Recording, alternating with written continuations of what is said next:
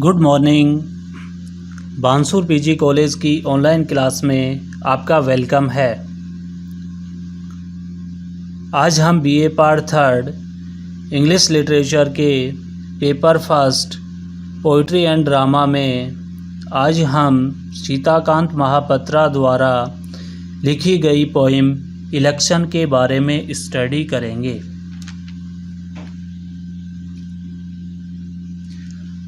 तो सबसे पहले हम इंट्रोडक्शन ऑफ द पोइट देखते हैं। सबसे पहले पोइट का क्या देखते हैं, इंट्रोडक्शन जानते हैं।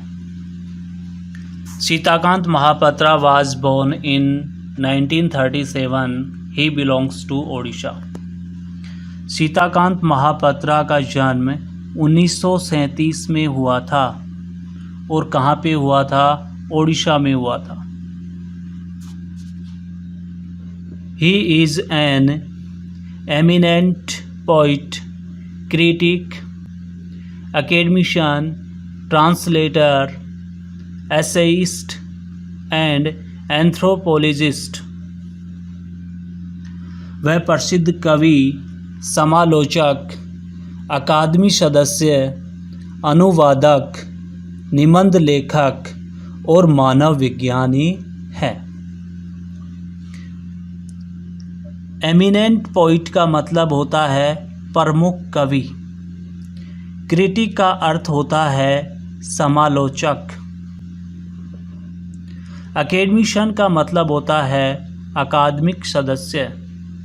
ट्रांसलेटर का अर्थ होता है अनुवादक। एसेइस्ट का अर्थ होता है निबंध लेखक। और एंथ्रोपोलॉजिस्ट का मतलब होता है मानव विज्ञानी। तो सीताकांत महापात्रा क्या क्या थे? वह प्रमुख कवि थे, समालोचक थे, अकादमी सदस्य थे, अनुवादक थे, निबंध लेखक और मानव विज्ञानी है। He taught in the Utkal university for 2 years। उन्होंने 2 साल तक उत्कल यूनिवर्सिटी में अध्यापन का कार्य करवाया। कितने साल तक करवाया? 2 साल तक उत्कल यूनिवर्सिटी में अध्यापन का कार्य करवाया। He joined the IAS, standing first in the all India competition in 1961। उन्होंने 1961 में ऑल इंडिया कॉम्पिटिशन में प्रथम स्थान के द्वारा IAS ज्वाइन किया। IAS सीताकांत महापात्रा ने कब ज्वाइन किया? 1961 में। कौन से पोजीशन के साथ? फर्स्ट पोजीशन के साथ इन्होंने IAS ज्वाइन किया। अब आगे है, he held many important posts in the state and central government. He undertook research about the tribal communities of Odisha and undertook travels of many countries for it। यहाँ पे क्या आएगा? कंट्रीज आएगा। उन्होंने कई प्रमुख कवियों को स्टेट और सेंट्रल गवर्नमेंट से संगठित किया। उन्होंने उड़ीसा की जनजातीय समुदाय पर रिसर्च किया और इनके लिए ये कई सारे देशों का इन्होंने भ्रमण किया।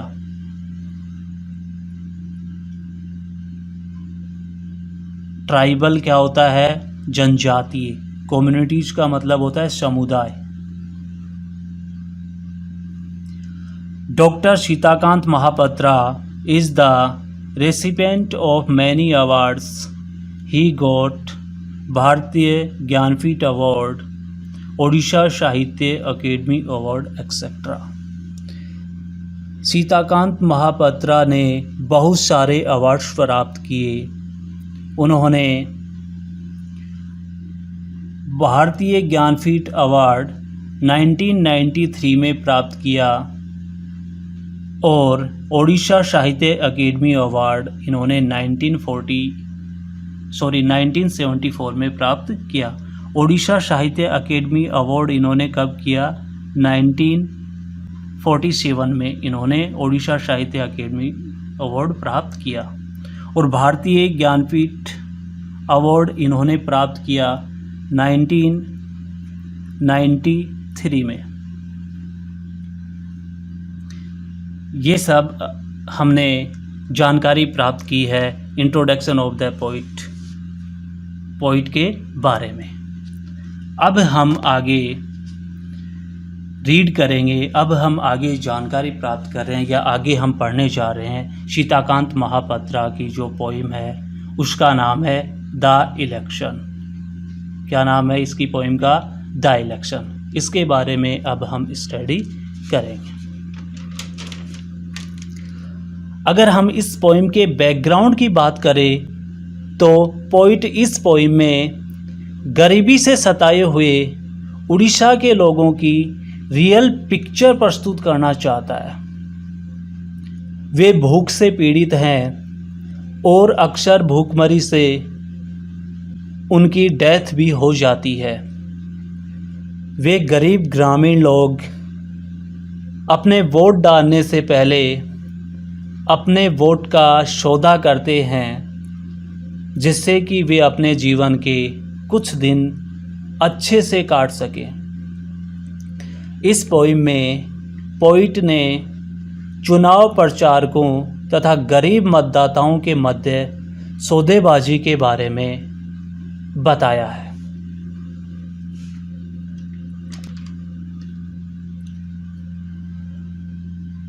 Our jeep travels to your village, seeking strange melodies from the roaring sun, the common will from the crisscross geometry of private agonies। In lines में जो पोइट है वो चुनाव अभियान का क्या कर रहा है? वर्णन कर रहा है। और वर्णन करते हुए वो हमें बता रहा है कि our jeep travels to your village. Travels का मतलब होता है धीरे धीरे चलना या बहुत ही धीमी गति से चलना। सेकिंग स्ट्रेस मेलोडीज। मेलोडीज का मतलब यहाँ पे होता है संगीत या गीतों की धुन। इस लाइन में पोइट चुनाव अभियान का वर्णन करते हुए बताता है कि चुनाव प्रचार की जीप धीरे धीरे गांव में संगीत या गीतों की धुन बजाती हुई चलती है। मेलोडीज का मतलब क्या होता है? संगीत या गीतों की धुन। कॉल्स का मतलब क्या होता है? धीरे धीरे चलना या रेंगना। From the roaring sun, the common will from the crisscross geometry of private agonies। ऊपर की ये जो दो लाइन है, इन दोनों लाइन्स का मतलब होता है कि चुनाव प्रचार करने वाले लोग गाँव में धीरे धीरे ऐसी जीप में चल रहे हैं जो धीमी गति से चल रही है और वे जीप संगीत प्रसारित कर रही हैं यानी कि संगीत बजा रही हैं। फ्रॉम द, अब हम आगे देखते हैं। From the roaring sun the common will. सूर्योदय से ही वे प्रचार करना शुरू कर देते हैं द कॉमन विल। इस प्रकार से वे लोगों की इच्छा का पता लगाने की कोशिश करते हैं। From the criss cross geometry of private agonies. Agonies का अर्थ होता है अत्यधिक मानसिक पीड़ा या अत्यधिक कष्ट। क्राइस क्रॉस का मतलब होता है आड़ा तिरछा या आपस में टकराना। ज्योमेट्री का अर्थ होता है रेखा गणित लगाना। इन लाइंस का अर्थ होता है कि लोगों के व्यक्तिगत कष्टों के आपस में टकराने से जनता की इच्छा का पता लगा सके। नेक्स्ट देखते हैं our dark longings don't touch you nor our trappings of posters, symbols, speech, handbills। longings का मतलब होता है इच्छाएं या लालसा रखना। इन लाइंस का मतलब होता है कि चुनाव प्रचारकों की छिपी हुई इच्छाओं को या उन इच्छाओं अथवा उनके पोस्टर, चुनाव चिन्ह, भाषण और उनके हाथ से बने हुए बिल उनकी छुपी हुई इच्छा या लालसा को छू नहीं पाते हैं। कि चुनाव प्रचारक होते हैं वो अनेक ऐसे लोभ देकर या अनेक ऐसे प्रचार प्रसार करके जनता को अपनी तरफ खींचना चाहते हैं, लेकिन उनके भाषणों से, जैसे पोस्टर देके, पोस्टर्स के द्वारा, सिंबल्स के द्वारा, स्पीच के द्वारा और हैंडबिल्स के द्वारा वे लोगों में प्रचार प्रसार करते हैं, लेकिन उनके ये प्रचार प्रसार ये उनकी लालसा को छू नहीं पाते हैं। वोटर्स होते हैं उनकी इच्छाओं को छू नहीं पाते हैं। For your grief outlives empires. और उन भूखे लोगों के दुख साम्राज्य से दूर विद्यमान रहते हैं। नेक्स्ट देखते हैं they called grand children awaken in your heart as you discern muted allegories on your ashen faces. Discern का अर्थ यहाँ पे होता है प्रयत्न करके देख पाना। डिसर्न का मतलब क्या होता है? प्रयत्न करके देख पाना। म्यूटेड एलोगरीज का मतलब होता है एक जैसी स्थितियाँ, एक जैसी स्थितियाँ। और एसन फेसेस का मतलब होता है, एसन फेसेस का अर्थ होता है पीले पड़े हुए चेहरे, पीले पड़े हुए चेहरे। इन लाइनों में हम देखते हैं कि उनके जो बिना कपड़े पहने हुए नंगे पोते पोतियाँ हैं, जिनके हृदय में प्रयत्न करके देख पाने की इच्छा होती है, एक जैसी स्थिति में या इनके विचार या अनुभव उनके पीले पड़े चेहरे पे वो देखे जा सकते हैं। Here the great pursuits. Pursuits का मतलब होता है, परसुएट्स का मतलब होता है मना लेने वाले या राजी कर लेने वाले।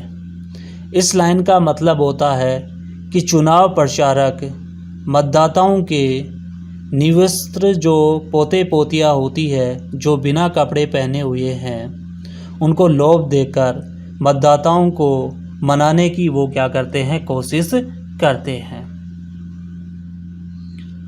Here the great persuaders are little things and not so hidden, cheap plastic, cheaper nylon, dark glasses to blot out the sun। Bloat out क्या वर्ड है यहाँ पे? Bloat out. ब्लोट आउट का मतलब होता है हटाना या दूर करना, हटाना या दूर करना। ये जो लाइंस हैं, इन लाइंस का अर्थ होता है कि चुनाव प्रचारक मतदाताओं के निवस्त्र जो पोते पोतियाँ हैं, उनको वो प्लास्टिक की सस्ती वस्तुएं, प्लास्टिक की क्या करते हैं वो? सस्ती वस्तुएं और उससे भी अधिक सस्ती नायलॉन तथा सूरज की तेज किरणों से उनकी आंखों की रक्षा करने हेतु धूप के वो क्या देते हैं? चश्मे देते हैं। डार्क ग्लासेस का मतलब होता है dark glasses to blot out the sun, कि सन जो सूर्य की जो धूप है उनसे बचाने के लिए वो उनको क्या देते हैं? काले चश्मे देते हैं। नेक्स्ट देखते हैं with one float in hunger and the other in the soul.